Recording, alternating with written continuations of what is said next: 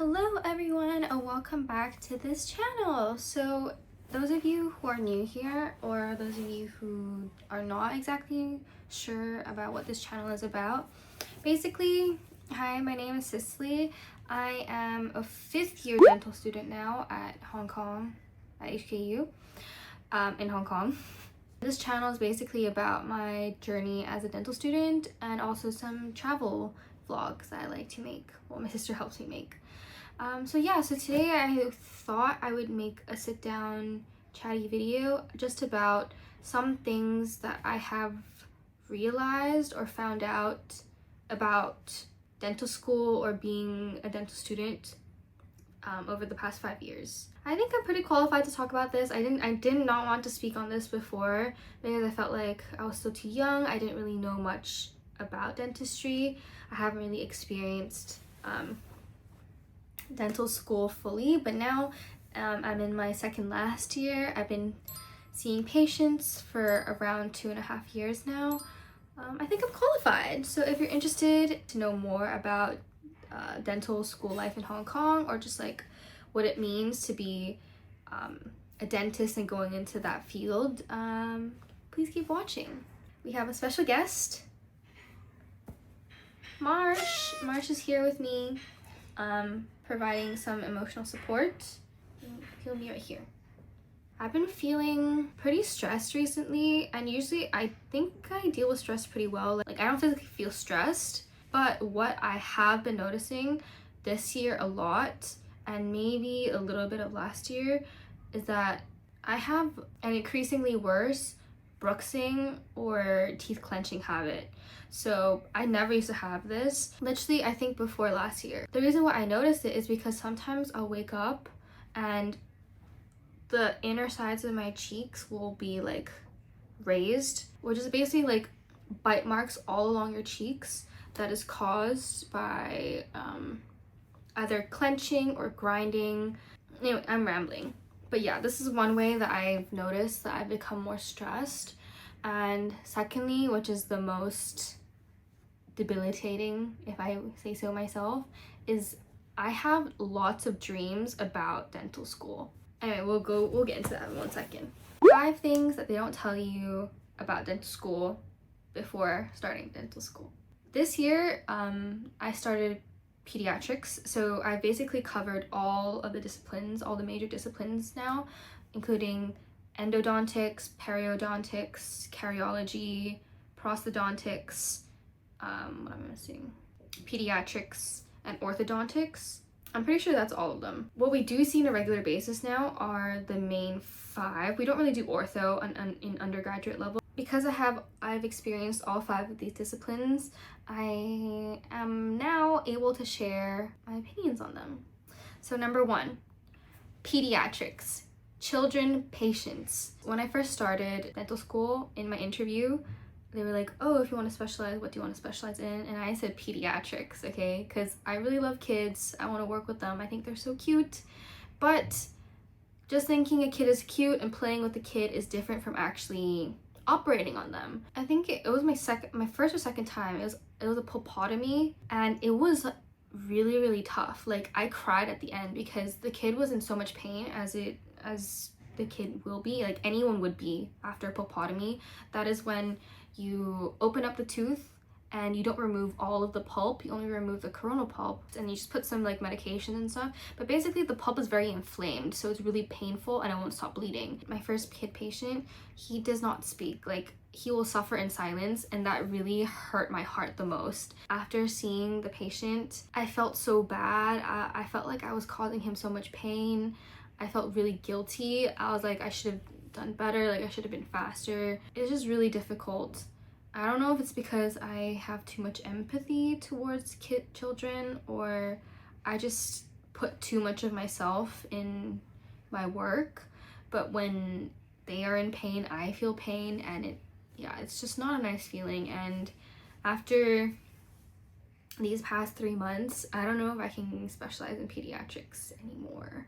It's just too emotionally and too mentally taxing for me. Number 2, moving on to a different specialty, perio.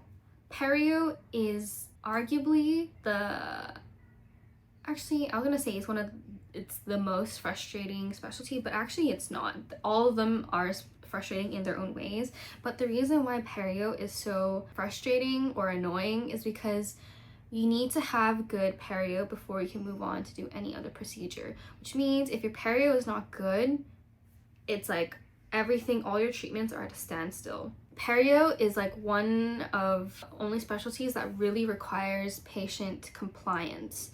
So if the patient is not brushing well, or like they don't they don't see the need to do anything and they just want to go straight into the treatment because they don't think there are any problems with their gums, it's really hard for you to improve their periodontal condition, you know? Perio is just like one never ending torment. But I think that is just the non-surgical aspect of perio. The surgical aspect of perio is actually pretty interesting to me, and I think I might want to pursue that further in the future. I don't know yet, but that is something that I think sounds interesting. For number 3, the physical fatigue. So I'm not just talking about backache, okay, from leaning over like this for like 12 hours a day or 6 hours a day. We do 6 hours a day. It's your hand fatigue. So usually if you're right-handed, you hold the drills with this hand, you do whatever, most things with this hand. Your left hand is responsible for retracting the lip, retracting the tongue, and this hand is always in so much pain because you'll be surprised at how strong people's tongues are, how strong people's lips are. It's like, it's disproportionate to their size. It's so crazy. So especially with scaling, every time I have to retract the lip, especially when it gets down to this lower anterior part because it's really sensitive, their lip will be like so tight and super clenched, like that, and I have to like fight with my entire body strength to like kind of push it down, you know? Obviously I don't. I like tell them to like relax and like take a break, but it feels like I'm fighting for my life. And this hand is my weak hand, you know? That is one thing. The back strain, the hand strain, and also the eye strain. Because you can imagine we're like looking at like tiny things in the mouth, and yes, we have loops to help us, but like if you're looking like this for so long, especially because I'm speaking from my personal experience, I have pretty bad eyesight, like around -4 degrees, around 400 degrees, and I have astigmatism as well, so it's kind of hard for me to like focus on things sometimes. Like I see double without my contacts, so my eyes get really tired afterwards. And I think, not factual, no evidence behind this, but I feel like because I'm straining my eyes so much that it's making my eyes even worse. Number 4, this one is kind of related to one specialty, but it can be applied to all specialties. For us, we change tutors every module, or sometimes we have multiple tutors per module, which means at least in 1 year we have 4 different tutors per specialty, but that's the minimum. We may have more. So every tutor does things differently, especially in like prosthodontics. With prosthodontics, if you can imagine it, you can probably make it happen, right?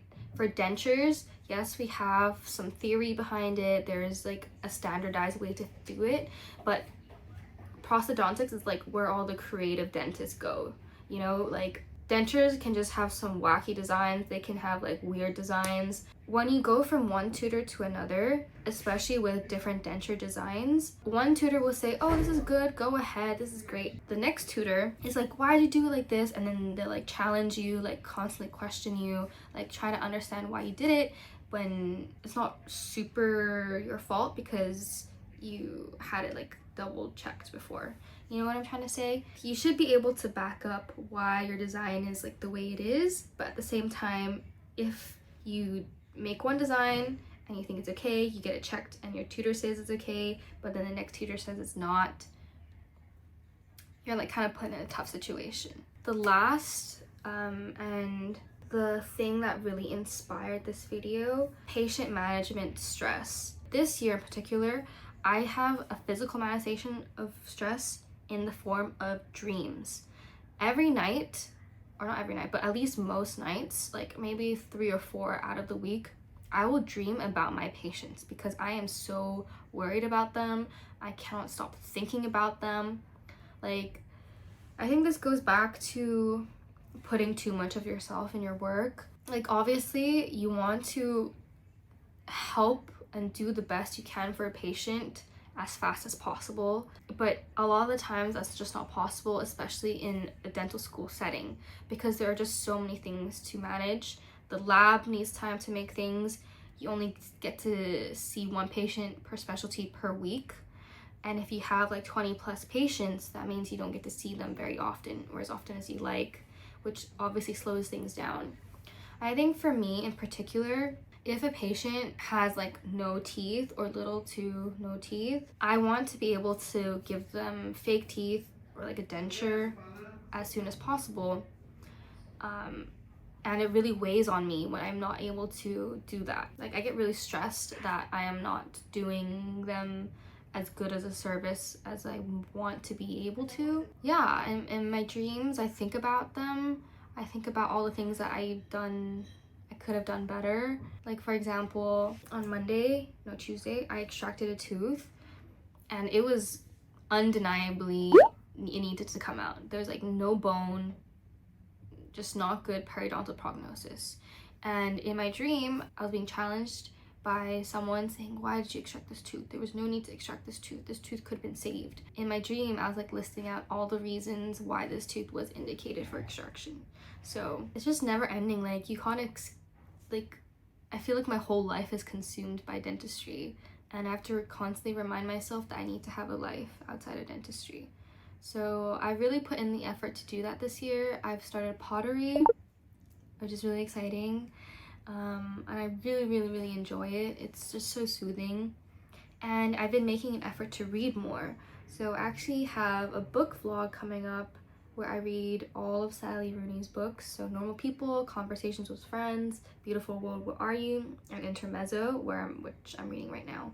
And I give you my thoughts on them. So if you're interested in that, please let me know. I think that's all I wanted to say. That's it for this video.